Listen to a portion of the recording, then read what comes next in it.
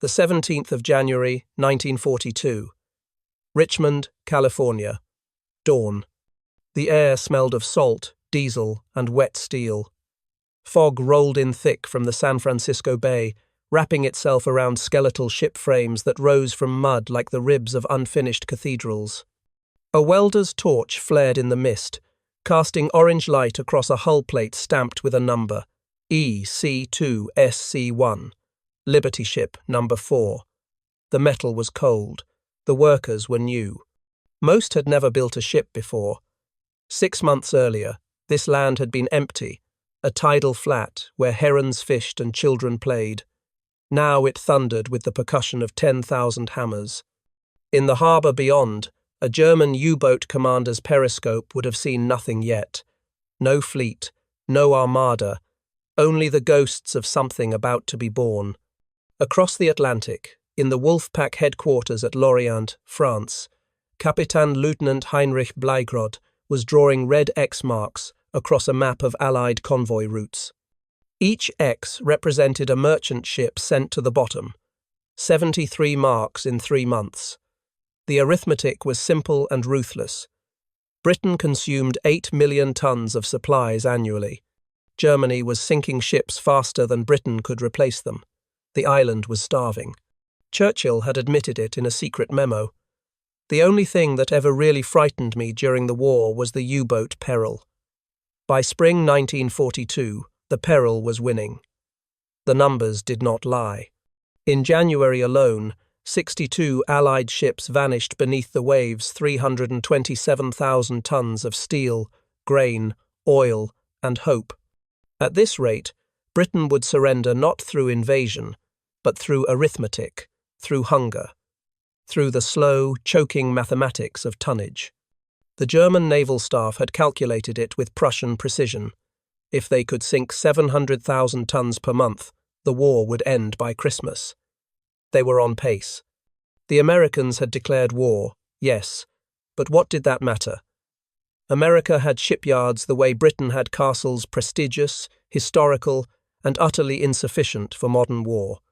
In 1940, the United States possessed exactly 0 mass-production shipyards. Its entire merchant fleet construction capacity stood at roughly 50 ships per year, each one lovingly handcrafted over 12 to 18 months by skilled artisans in traditional yards. Destroyers took 2 years. Battleships, 4. The Germans knew this. They had studied American industrial reports. They had counted the slipways. They had done the math. What the Germans had not counted, what no one had counted, was that America was about to stop building ships the way ships had always been built. In the spring of 1941, when Britain stood alone and the Wehrmacht seemed invincible, President Roosevelt faced a problem that could not be solved with courage or rhetoric. The United Kingdom was losing 500,000 tons of shipping every month. American yards, working at full capacity with all their craftsmen and expertise, could replace perhaps 50,000 tons. You did not need to be an actuary to see the end point of that curve. The British merchant marine was being obliterated faster than human hands could rebuild it. Every traditional method, every careful, quality-conscious, time-honoured technique of naval architecture was too slow. The war would be lost before the first keel plate was laid. Roosevelt summoned a man who did not build ships. Henry J. Kaiser was a roadsman. He built dams, highways, and the Hoover Dam's monumental concrete pour that ran 24 hours a day for 2 years straight. He had never constructed a vessel. He knew nothing of maritime tradition, of shipwright guilds, of the sacred pace at which a hull must be assembled to ensure watertight integrity. He knew only one thing with absolute certainty: speed. Speed through prefabrication, speed through interchangeable parts, speed through the assembly line logic that Henry Ford had used to turn automobiles from luxury goods into ubiquitous tools. The maritime establishment laughed. The head of the American Bureau of Shipping called Kaiser's proposal a pathetic joke. Naval architects said it couldn't be done. Ships were not cars. They required custom-fitting, individual craftsmanship, the patient hand of skilled labour. Each vessel was unique.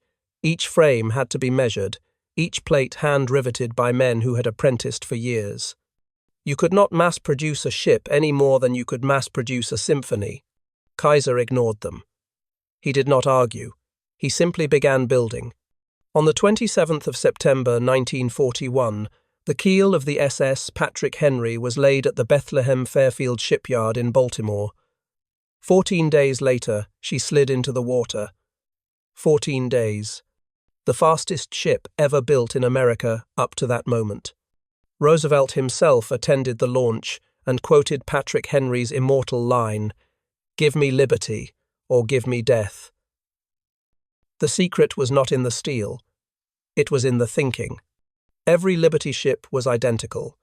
Exactly 441 feet, 6 inches long. Exactly 56 feet, 10 inches wide. Exactly 10,800 tons displacement. Powered by an identical triple-expansion steam engine, a design considered obsolete by 1941 standards, but simple, reliable, and crucially, easy to manufacture. No custom components. No artisan touches. Every part prefabricated in factories across America and shipped to the yard as modular sections. Hull plates arrived pre-cut, pre-drilled, numbered like pieces of a child's model kit. Bulkheads came welded in segments. Deckhouses were built inland and trucked to the coast, complete with windows installed. The ships were not crafted. They were assembled. Welding replaced riveting. This alone was revolutionary and controversial. For centuries, ships had been riveted, a process requiring 2 men, immense skill, and time. Welding was faster but untested at scale, and the old shipwrights warned it would fail, that hulls would crack in cold Atlantic seas. Kaiser hired welders from inland women who had never seen the ocean, farmers who had never touched a ship, teenagers trained in 6 weeks what had once required 6 years to learn.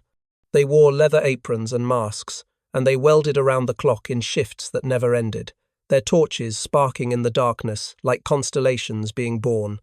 At the Richmond Shipyard No. 2, Kaiser implemented assembly line techniques borrowed directly from Detroit. The keel was laid on one slipway, while prefabricated sections were constructed simultaneously in parallel. Bow sections, stern sections, midship sections, all built at once, then lifted by massive cranes and fused together. A Liberty ship became a series of modules snapping into place. What had taken 12 months now took 4, then 3, then 2, then less. The men and women who built them were not shipbuilders. They were farmers, waitresses, shop clerks, housewives. In 1941, unemployment still lingered from the Depression. Kaiser hired everyone. He paid well $1.20 an hour when the national average was 60 cents. He built housing, childcare centers, hospitals. He created entire towns where none had existed. Richmond, California, grew from 24,000 people to over 100,000 inches 2 years. The shipyards ran 3 shifts, 24 hours a day, 7 days a week. The sound of hammering never stopped. At night, the welding arcs lit the fog like angels working in the mist. There was a woman named Wendy the Welder, memorialized in propaganda posters, who could lay a bead as straight as any man. There was a crew chief named Red, who had been a barber in Omaha and now coordinated the assembly of 1,000-ton hull sections with a clipboard and a whistle. There was a crane operator named Dorothy, who had never driven anything larger than a pickup truck and now maneuvered 50-ton prefabricated deckhouses into place with millimeter precision. They were inventing industrial modernity in real time, without blueprints, without precedent, learning by doing and failing and doing again. When a hull cracked during sea trials, the engineers studied the fracture, modified the welding procedure, and implemented the fix across all 18 active shipyards within a week. When assembly bottlenecks formed, Kaiser's efficiency experts borrowed from the construction industry, rearranged workflows overnight. The ships improved with each iteration. By 1943, a Liberty ship's engine could be installed in 4 days. The entire vessel, from keel to launch, averaged 42 days. And then, in November 1942, something extraordinary happened. The SS Robert E. Peary was laid down at the Richmond Yard No. 2 on November 8, 1942. Her keel touched the slipway at 12:01 a.m. 4 days, 15 hours, and 29 minutes later, she slid into the bay, fully operational, ready for sea. 4 days. From scattered steel plates to a 10,000-ton cargo vessel capable of crossing an ocean, photographers captured the moment. Newsreels broadcast it. The German Naval Intelligence Office in Berlin received the report and filed it under propaganda impossible. But it was not propaganda. The Robert E. Peary carried 10,000 tons of war supplies to the Pacific Theatre, survived the war, and was scrapped in 1963. She was real, and she was not alone. By the end of 1942, American shipyards were launching 3 Liberty ships per day. 3 per day, not per month, not per year, per day. The mathematics of the U-boat war reversed overnight. In 1942, Germany sank 1,664 Allied ships. America built 746 Liberty ships alone, not counting destroyers, escort carriers, tankers, and the thousands of landing craft being constructed simultaneously. In 1943, the United States launched 1,949 Liberty ships. In 1944, another 1,500. The Germans could not sink them fast enough. For every merchant ship sent to the bottom, 2 more appeared. Kapitänleutnant Bleichrod, hunting in the mid-Atlantic, began to notice something unnerving. The convoys were growing. Where once he might find 15 merchants escorted by 2 destroyers, now there were 30 merchants, 8 destroyers, and air cover. The targets multiplied faster than he could torpedo them. His commanders assured him it was temporary, American production would plateau, the logistical strain would collapse the effort. But the convoys kept growing, the ships kept coming. Identical grey hulls stamped out like bullets from a machine gun. What Bleichrod could not see from his periscope was the philosophical transformation happening on the American home front. The Liberty ship was not simply a vessel. It was proof of concept for an entirely new mode of warfare, industrial warfare, where victory belonged not to the bravest or most skilled, but to whoever could manufacture faster. The Nazis had built the world's finest tanks, the most advanced submarines, the most disciplined infantry. But they had built them the old way, with craftsmanship and precision, and limited production runs. America was building with an entirely different logic. Overwhelming quantity, acceptable quality, relentless speed. A Liberty ship was not beautiful. Sailors called them ugly ducklings. They were slow 11 knots maximum, barely faster than a jogging pace. They were uncomfortable, cramped, and prone to cracking in cold seas. Welded seams sometimes failed. The engines were antiquated. The steering was sluggish. By every traditional measure of naval excellence, they were inferior. But they floated. They carried cargo, and there were thousands of them. In the officers' mess of the USS Iowa, steaming toward Britain in early 1943, a Navy captain expressed his disgust at the Liberty ships trailing in convoy behind the battleship. Floating coffins, he called them. Tin cans with engines. They'll break apart in the first North Atlantic gale. Some did. The SS Schenectady split in half while docked in calm water in January 1943, a catastrophic welding failure that vindicated every skeptic. Investigations followed. Metallurgists discovered the problem. Brittle fracture in low temperatures, exacerbated by sharp corners in the hull design where stress concentrated. The solution was implemented in weeks, steel formulations adjusted, corner joints redesigned, welding protocols refined. The cracking problem diminished but never entirely vanished. Between 1943 and 1945, several Liberty ships broke apart at sea, their hulls fracturing along welded seams in frigid waters.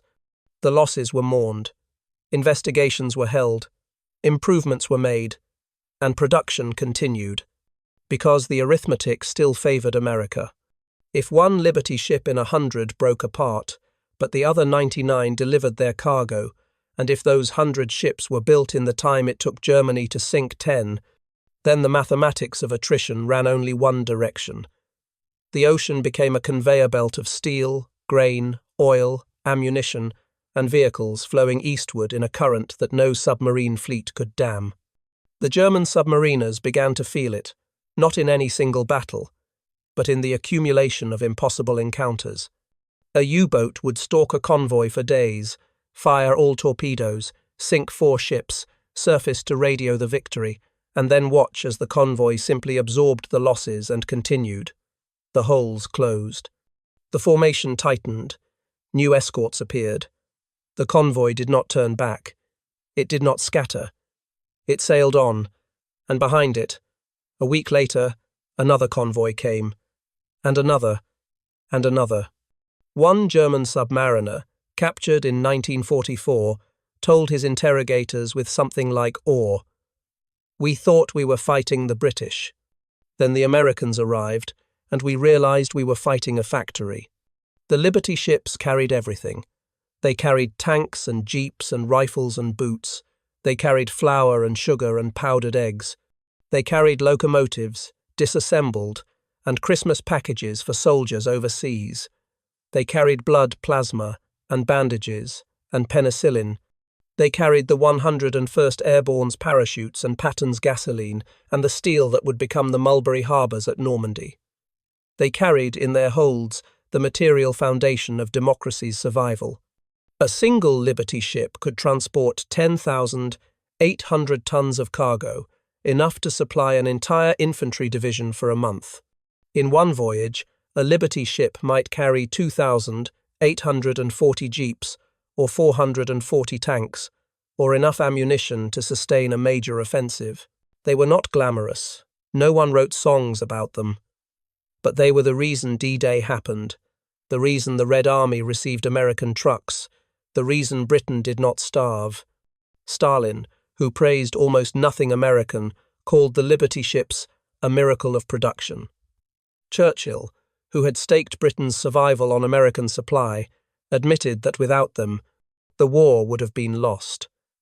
Eisenhower said the Liberty ship was one of the 4 essential tools that won the war, alongside the bazooka, the Jeep, and the C-47 aircraft. But for the German soldiers retreating through France in the summer of 1944, the Liberty ship was something else entirely. It was proof of something they had been taught could not exist. Nazi ideology rested on several core beliefs: the superiority of Aryan discipline, the efficiency of centralized planning, the weakness of democratic decadence. American democracy, they had been told, was a chaotic mess of squabbling capitalists, lazy workers, and racial impurity.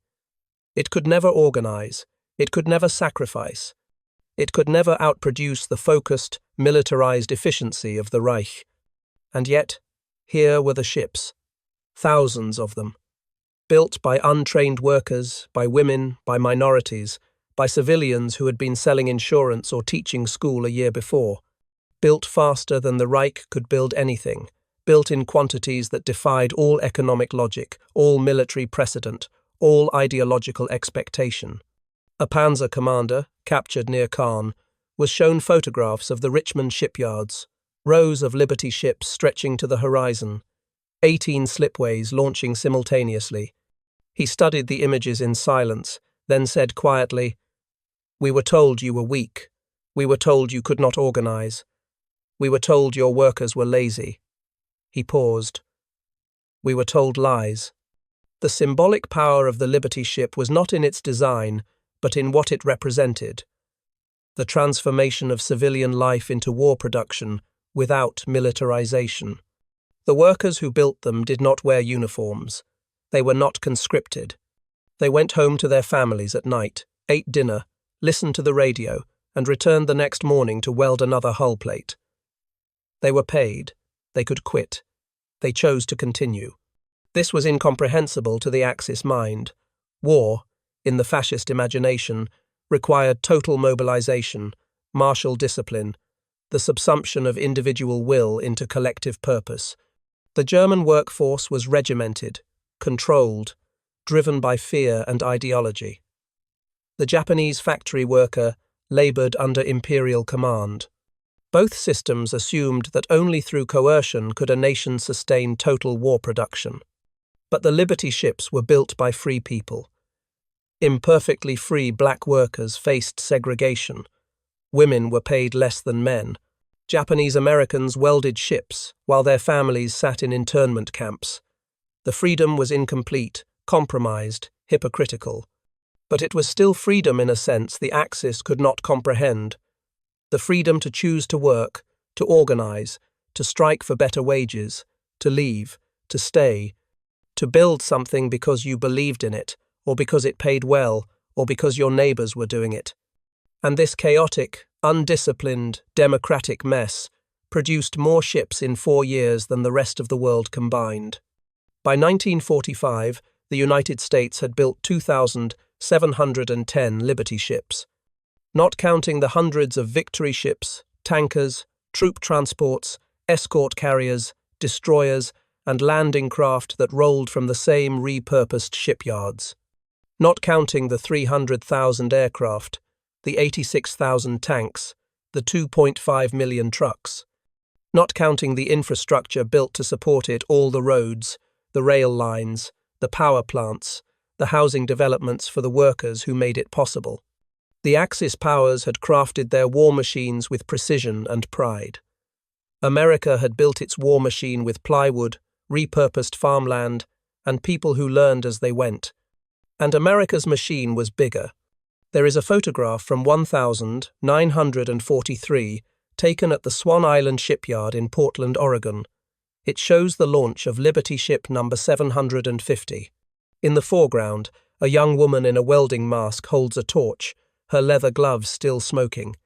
Behind her, the hull looms like a steel cliff, rivulets of rust staining its grey flanks. In the background, barely visible through the shipyard haze, 3 more hulls are under construction, their skeletal frames rising in parallel. The woman is smiling. She has just welded the final seam. The ship is complete. Her name is not recorded. The photograph's caption reads only, "Welder, Swan Island, 1943. She represents a larger truth that the Axis never understood, that free people, working for pay, motivated by a mix of patriotism, economic need and social pressure, could outproduce slaves. That democracy, messy and inefficient and compromised, could marshal resources faster than fascism. That the assembly line, the ultimate expression of capitalist efficiency, was also the ultimate weapon of democratic survival. The Liberty ships were not symbols when they were being built. They were simply a logistical solution to a tonnage crisis. But in retrospect, they became the clearest proof of something the war itself was fought to decide: whether industrial modernity belonged to the dictators or to the free. The fascist powers believed that only centralized control, martial discipline, and ideological purity could harness the full power of industrial production. They built their economies around that belief. They staked their war effort on it. And they lost to a nation that proved you could build ships faster with farmers and housewives than with a regimented workforce under martial law. In the final year of the war, as Germany's cities burned and its factories crumbled under Allied bombing, Albert Speer, Hitler's armaments minister, toured the ruins of the Krupp steelworks in Essen. He stood among the twisted girders and shattered blast furnaces, the pride of German industry reduced to rubble. An aide asked him what single factor had doomed Germany's production capacity. Speer did not mention the bombing, though it was devastating. He did not mention the loss of resources, though that was crippling. He said, simply, "We could never match their scale. We were building fine instruments. They were building mountains." The Liberty ships were those mountains, ungainly, utilitarian, mass-produced mountains of welded steel that crossed the oceans in numbers too vast to count, too persistent to stop, too numerous to sink. They carried the ammunition that filled the rifles, the gasoline that fueled the tanks, the food that fed the soldiers, the steel that built the airstrips from which the bombers flew. They were not the most important weapon of the war. No single ship won a battle, but together, in aggregate, they were the foundation upon which every victory rested. They were the logistical expression of American industrial might, the physical manifestation of a democratic nation's ability to organize itself for survival. And they were built, almost entirely, by people who had never built ships before. By the time the war ended, Liberty ships had carried 75% of all American cargo to the war theaters. They had steamed through U-boat wolf packs, through typhoons in the Pacific, through air raids in the Mediterranean. 200 of them were sunk by torpedoes, by mines, by kamikaze attacks. 200 lost out of 2,000. 710 built. The vast majority survived. Many served for decades after the war, repurposed as merchant vessels, carrying peacetime cargo across the same oceans they had crossed under threat of death. The last Liberty ship in active service, the SS Albert M. Bow, was finally retired in 1993, 50 years after her launch. She had carried grain to post-war Europe, machinery to rebuilding Japan, cargo to every continent. She had outlasted the Reich, outlasted the Empire, outlasted the Cold War. She had been built in 42 days by workers who learned welding from a manual, and she sailed for half a century. Today, 2 Liberty ships remain as museum vessels. The SS John W. Brown in Baltimore and the SS Jeremiah O'Brien in San Francisco, the only Liberty ship to participate in both the D-Day landings and the 50th anniversary commemoration in 1994. You can tour them. You can walk their decks, descend into their holds, touch the welded seams that once seemed so fragile and controversial. You can stand in the engine room and see the triple expansion steam engine obsolete, even in 1942, that carried thousands of tons of cargo across hostile seas. And if you stand there long enough, in the silence of the museum ship, you can almost hear the echo of what those ships represented. The sound of 10,000 hammers working through the night, the sound of a democracy learning to forge its survival from steel and speed, and the stubborn insistence that free people, working together, could outbuild tyranny. The lesson of the Liberty ships is not a simple one. It is not that democracy is always efficient, or that free markets always win, or that American industry was somehow morally superior. The workers who built the ships lived in segregated housing, the shipyards discriminated, the profits enriched industrialists while labourers worked dangerous jobs for modest wages. The victory was not clean, but it was real. What the Liberty ships proved was that when survival demanded it, a free society could mobilize as totally and effectively as any dictatorship and do it faster. That the chaos of democratic capitalism, with all its inefficiencies and contradictions, could produce results that centralized planning could not match. That the assembly line, the ultimate symbol of industrial modernity, was also a weapon of liberation. The Axis powers believed that only through domination could industrial power be maximized. They built their war machines with slave labor, with conquered resources, with populations coerced into production. And they were outproduced by a nation that paid its workers, allowed them to strike, let them go home at night. The Liberty ships were built by choice, imperfect choice, constrained choice, choice shaped by economic need and social pressure, but choice nonetheless. And that choice, multiplied across millions of workers, produced more tonnage than all the coercion of the fascist empires combined. There is a moment, late in the war, that encapsulates the strange poetry of the Liberty ship. It is April 1945. The war in Europe is ending. A Liberty ship named the SS Colin P. Kelly, Jr. is sailing from New York to Le Havre, loaded with supplies for the occupation forces. On deck, a young merchant sailor named Robert Hartman stands at the rail, watching the convoy around him, 18 Liberty ships, 6 destroyers, a sky empty of enemy aircraft. Hartman had joined the Merchant Marine in 1943, after the worst of the U-boat war. He had crossed the Atlantic 11 times. He had never seen a submarine. He had never heard a torpedo.